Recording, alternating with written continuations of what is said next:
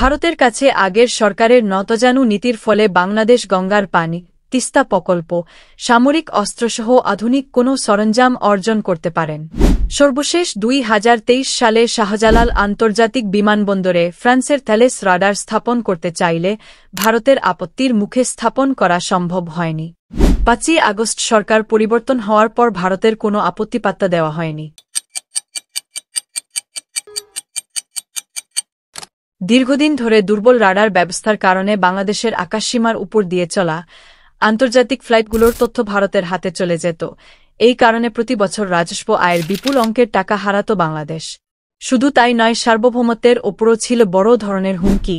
অবশেষে 2025 সালে হজরত শাহজালাল আন্তর্জাতিক বিমানবন্দরে স্থাপিত হয়েছে একটি অত্যাধুনিক নতুন রাডার, যা সব হিসাবনিকাশ বদলে দিয়েছে। ভারতের দাদাগিরির অবসান ঘটিয়ে এখন বাংলাদেশ নিজের আকাশসীমার পূর্ণ নিয়ন্ত্রণ নিশ্চিত করেছে।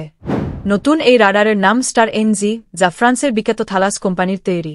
এই কোম্পানি এরোস্পেস এবং ডিফেন্স খাতে অত্যাধুনিক প্রযুক্তি তৈরিতে বিশ্বব্যাপী পরিচিত। 700 কোটি টাকা খরচে স্থাপিত এই রাডার বাংলাদেশের আকাশসীমা পর্যবেক্ষণে এক নতুন দিগন্ত উন্মোচন করেছে। প্রাইমারি রাডার পিএসআর এটি 475 কিলোমিটার পর্যন্ত উড়োজাহাজ শনাক্ত করতে পারে, এমনকি কোনো ট্রান্সপন্ডার না থাকলেও। সেকেন্ডারি রাডার এসএসআর এটি 740 কিলোমিটার পর্যন্ত উড়োজাহাজের বিস্তারিত তথ্য, পরিচিতি, উচ্চতা, গতি এবং দিক নির্ণয় করতে পারে। 3D ট্র্যাকিং মানে এটি উড়োজাহাজের 3-মাত্রিক গতিবিধি ট্র্যাক করতে সক্ষম। রিয়েল টাইম পজিশনিং রাডারটি এয়ারক্রাফটের জিপিএস ডেটা সঠিকভাবে সংগ্রহ করে, যা অত্যন্ত নির্ভুল। রাডারটিতে এমন প্রযুক্তি রয়েছে যা আবহাওয়ার অবস্থান বিশ্লেষণ করে তাৎক্ষণিক সিদ্ধান্ত নিতে সাহায্য করে। এটি ড্রোন বা অল্প উচ্চতায় থাকা ছোট অবজেক্ট শনাক্ত করতে পারে, যা আগে সম্ভব ছিল না। আপনি যদি দেশের কোনো প্রত্যন্ত অঞ্চলে সাধারণ ড্রোন উড়ান, সেটাও ডিটেক্ট করতে পারবে এই রাডার। এই রাডারের পাশাপাশি একটি নতুন 45 মিটার উঁচু এয়ার ট্রাফিক কন্ট্রোল টাওয়ার স্থাপন করা হয়েছে, যা এয়ার ট্রাফিক ব্যবস্থাপনায় বড় ধরনের পরিবর্তন এনেছে।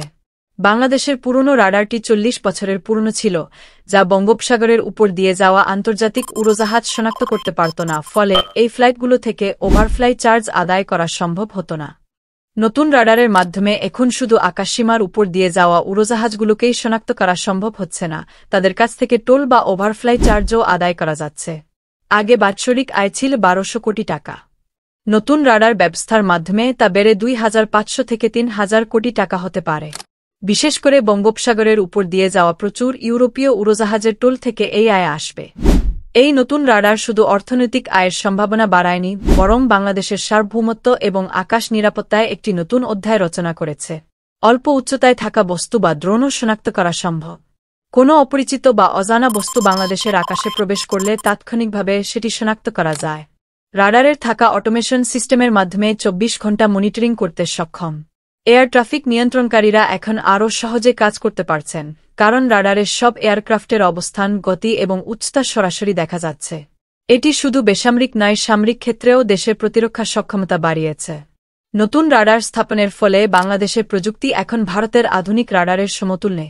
ভারতের রাডার সিস্টেমও উন্নত, তবে বাংলাদেশ নতুন প্রযুক্তি যুক্ত করে আকাশসীমায় নিজস্ব নিয়ন্ত্রণে ফিরে এসেছে। তাই ভারত বাংলাদেশের অত্যাধুনিক রাডার সিস্টেম নিয়ে অনেকটা চিন্তায় আছে। নেপাল বা মিয়ানমারের তুলনায় বাংলাদেশ বর্তমানে অনেক এগিয়ে। নতুন এই স্টার এনজি রাডার শুধু আকাশসীমার নিয়ন্ত্রণই ফেরায়নি, বরং দেশের অর্থনৈতিক প্রবৃদ্ধি এবং নিরাপত্তায় বড় ভূমিকা রাখছে। আগের তুলনায় এখন আকাশসীমা অনেক বেশি নিরাপদ এবং দেশ প্রতি বছর রাজস্ব আয়ে 1000 কোটি টাকার বেশি লাভবান হবে। বাংলাদেশের এই উন্নয়ন শুধু একটি রাডারের নয়, বরং সার্বভৌমত্ব ও অর্থনীতির ক্ষেত্রে এক নতুন সম্ভাবনার নাম। ভিডিওটি ভালো লাগলে চ্যানেলটি সাবস্ক্রাইব করে বেল আইকন বাজিয়ে দিন, সেই সাথে লাইক, কমেন্ট, শেয়ার করতে ভুলবেন না।